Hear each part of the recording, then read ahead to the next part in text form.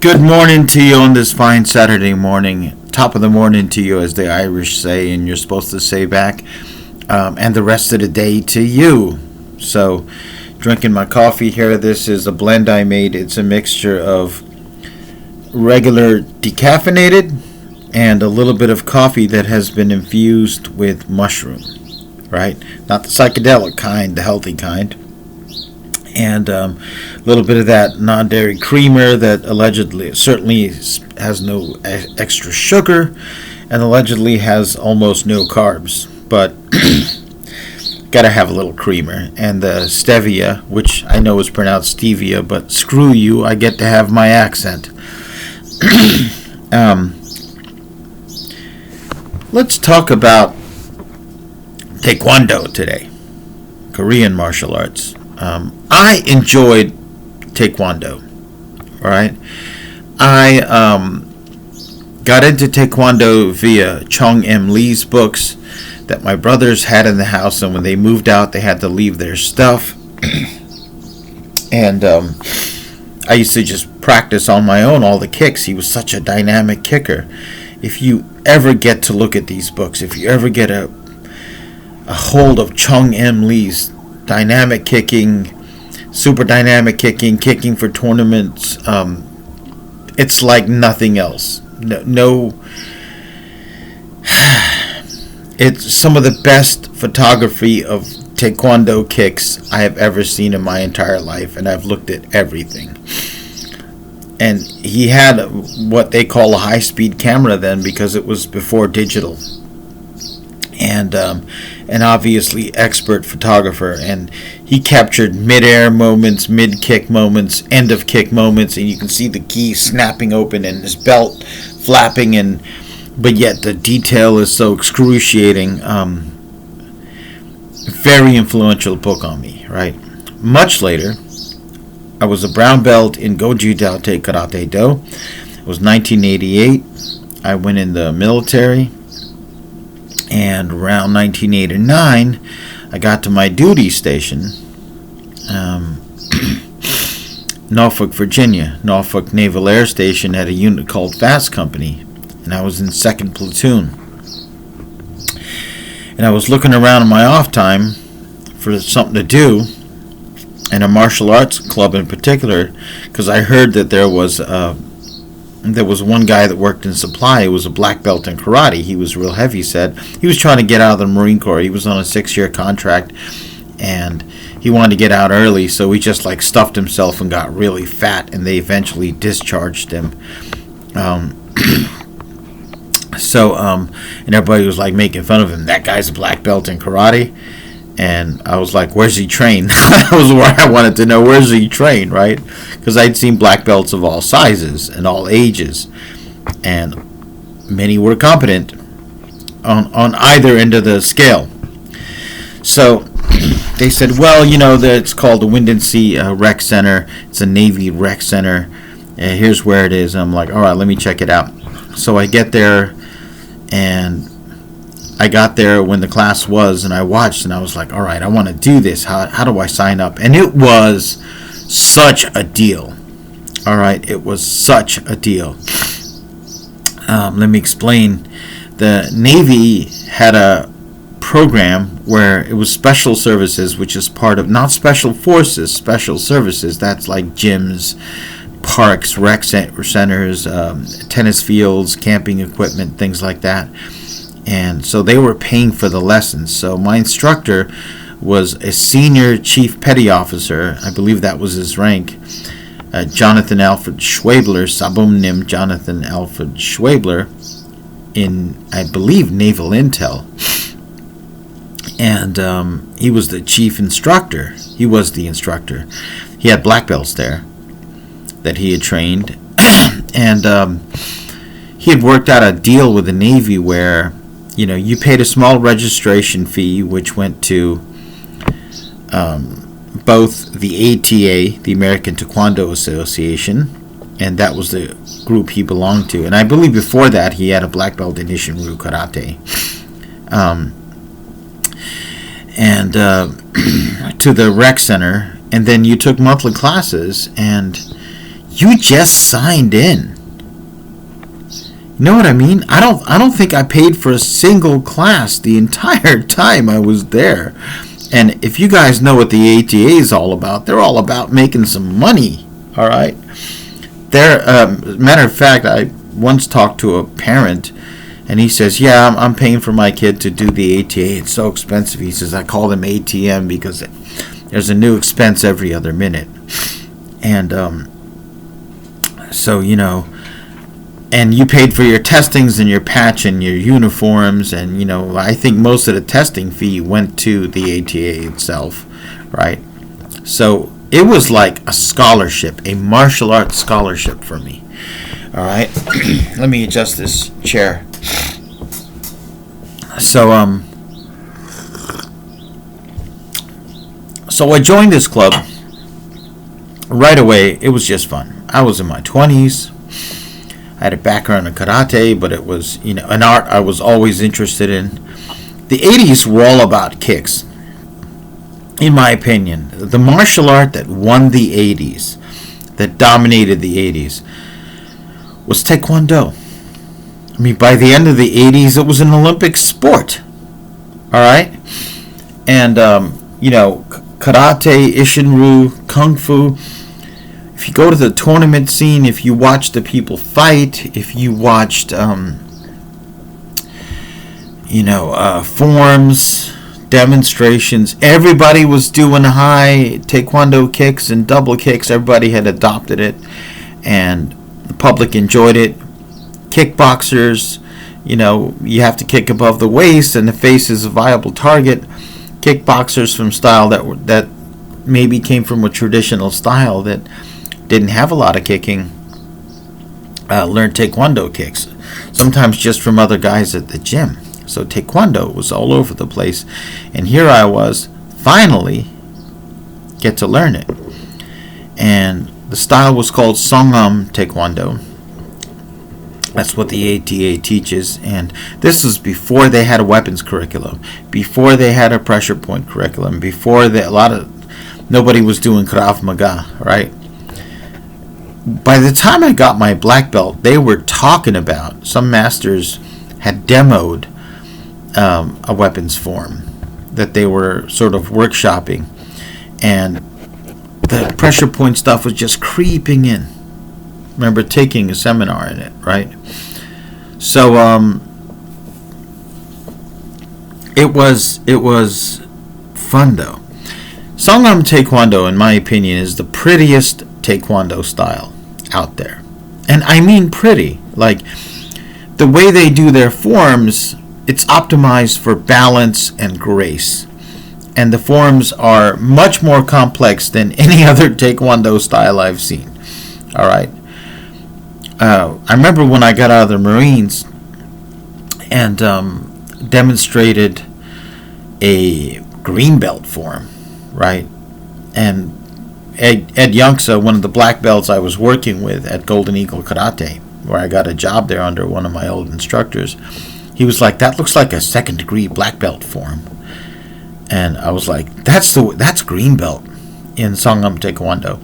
It is not optimized for street combat. It's what I would describe it as, in terms of how much it costs to learn. It's one of the more valuable martial arts out there, just in terms of expenditure. All right, and it's the prettiest. It's one of the prettiest Taekwondo styles, one of the prettiest so-called hard styles out there. It optimizes for balance and grace. It's what I call expensive, pretty martial arts for white people that probably will never have to really fight. Okay? That being said, you meet fighters in the ATA just like anywhere else, and their sparring formats have changed over the years. I think they're still doing point style competition, but point style competition with headgear and chest protectors,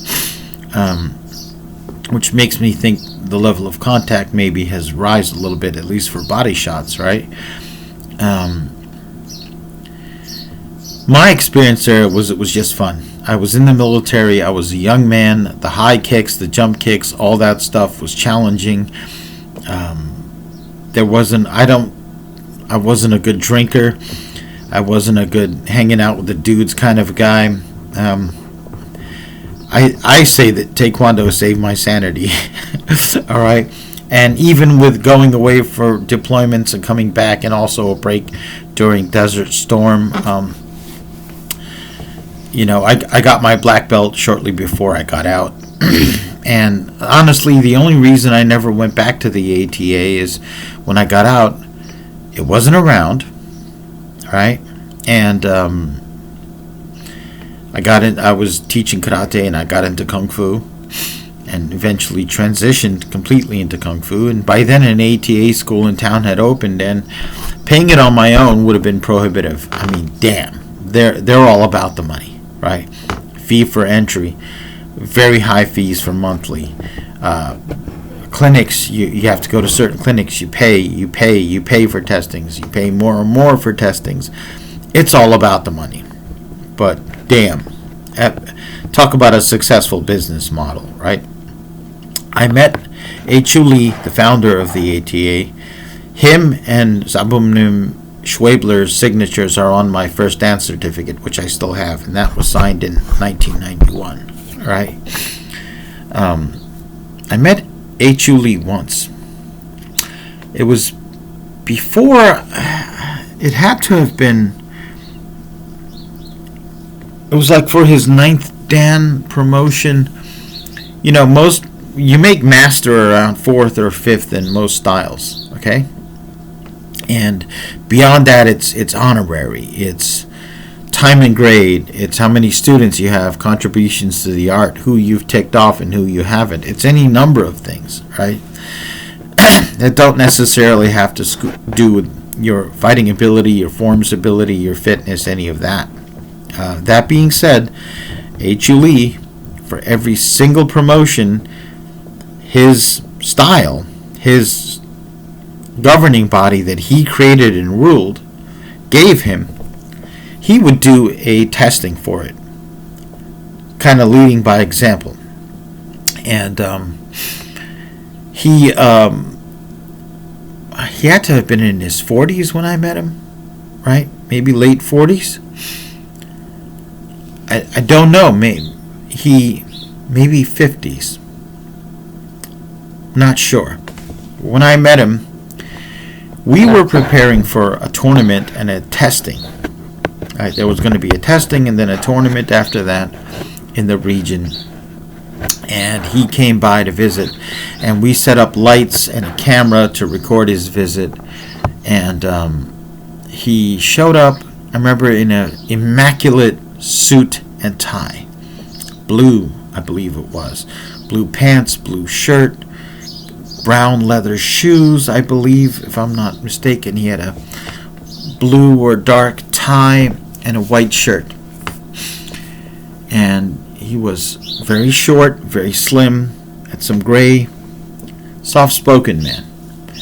He had a demeanor of gentleness about him, complete gentleness. He did not strut around, bark out orders. He did not come in and command Mr. Schwebler to do this. And, he let Mr. Schwebler, we were rehearsing, practicing for our testing. And he was not going to preside over the testing, but he came to see our club, and he came to watch us. And we were rehearsing forms and stuff, and he watched the performances from his, chair. And I forgot who else was with him. I was focused on him because I wanted to see what the Grand Master was like. And then we started doing one-steps, and he got excited. Right? That's when I knew I really liked this guy, because he got more excited he created the whole style, right?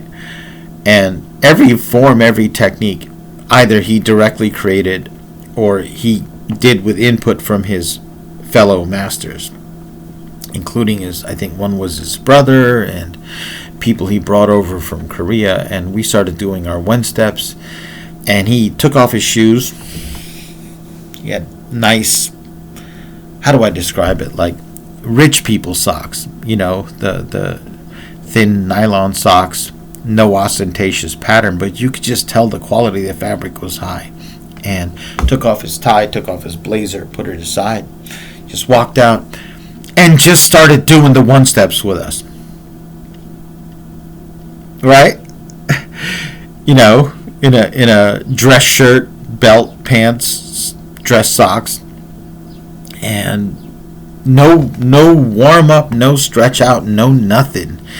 He's like, oh, here you do a jump kick like this, jump spin back kick, hook kicks. And I remember I was working with another student, and he came over and worked with us, and he threw a punch, middle punch, I think, and it touched my gi, and then he pulls back, and like the fabric of my gi pop back. And I was like, this guy's good. This guy is really good. He wasn't, the ATA also has an interesting way of doing some of their techniques. For example, they throw jump middle hook kicks. All right.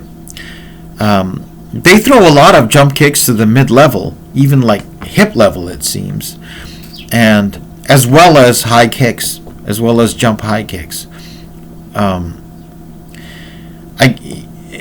get the impression that the ATA philosophy, at least back then, was that you should be able to kick any point on the opponent's body in any way.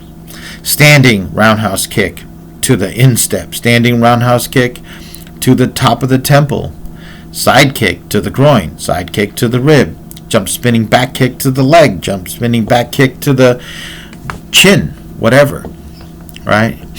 And I remember after getting discharged from the Marines and going back and working for Jeff Mack at Golden Eagle Karate, one of his black belts, Ed Youngsa, Ed Youngsa was a Taekwondo groupie, I guess. He wanted to be Taekwondo, right? He loved Taekwondo. He wasn't doing Taekwondo. I'll give you a little background on Ed. He got promoted from brown belt to black belt basically because someone quit. And one day Jeff was like, all right, you're a black belt now. Ed had really good kicks and he was a good fighter.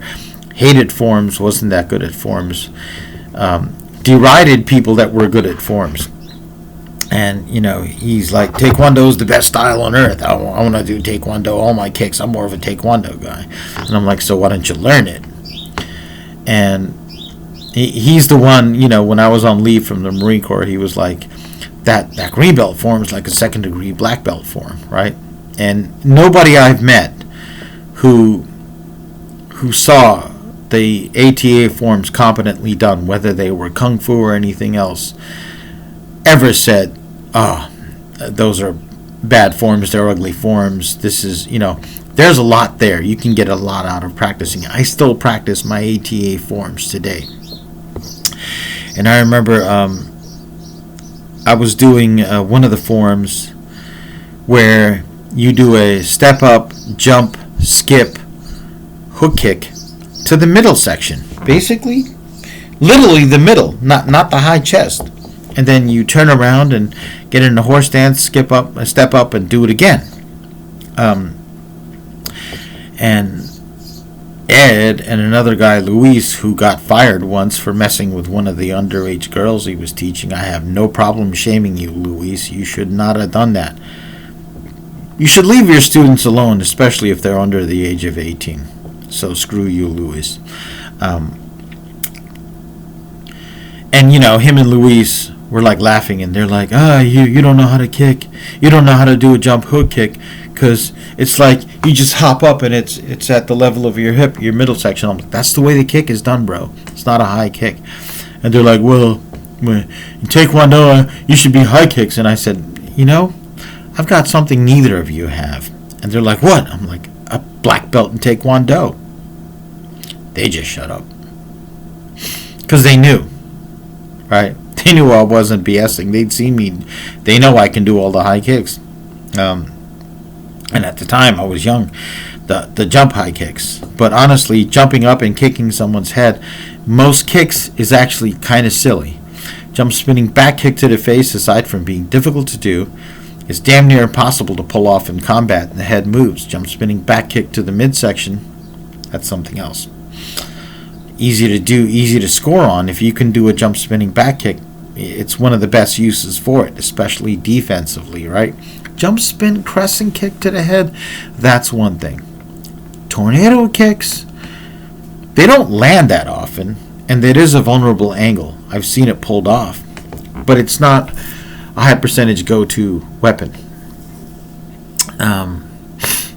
There is one critique that I have of the way the ATA trains their kicks and their forms, which is that they lose momentum. A lot of times, for example, if I'm in a horse stance and I skip up and side kick in one quick motion, the minute I start moving, I'm generating momentum, and then my hip moves to generate more momentum, and I kick and I land. From the moment of initiating to the moment of landing, there is nothing but forward momentum, right?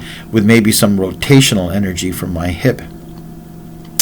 In the ATA, in a lot of forms, you're in a horse stance, you step up 2 feet together, and you stop that momentum and raise the leg and kick and down, and then you hook kick again, stop, raise.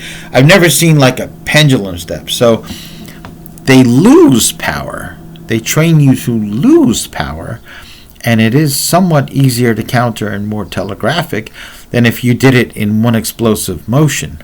That being said, the ATA is much more intent on landing roundhouse kicks, axe kicks, turning kicks than they are the stepping, or what we would call skipping, or slide up kicks.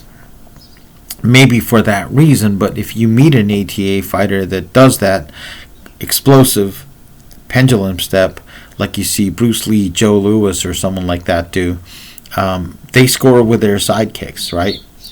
So, ATA, pretty martial art, graceful, beautiful, needs more practicality. And biggest final thing I'm going to say about the ATA, this whole thing where they started looking at Krav Maga and other martial arts for their self-defense techniques, it was unnecessary.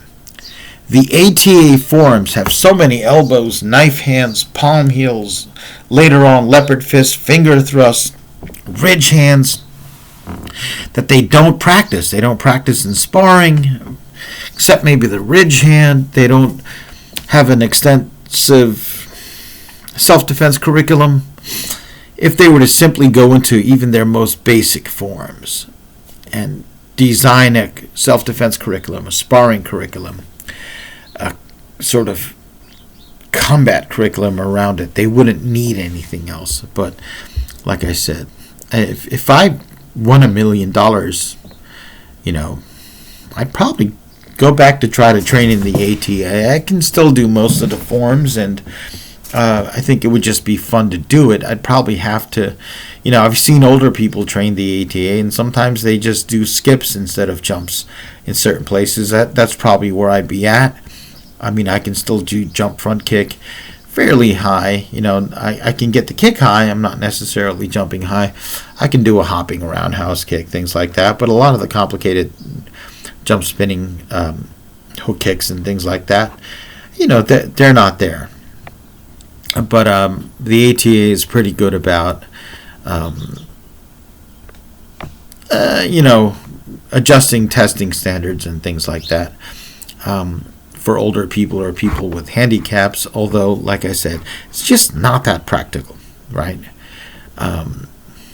It is definitely something for rich white suburban kids, kids with a sponsor, fairly athletic adults with a lot of money to spare, and who maybe don't want to get kicked in the face, who don't want to get punched in the face or slammed down.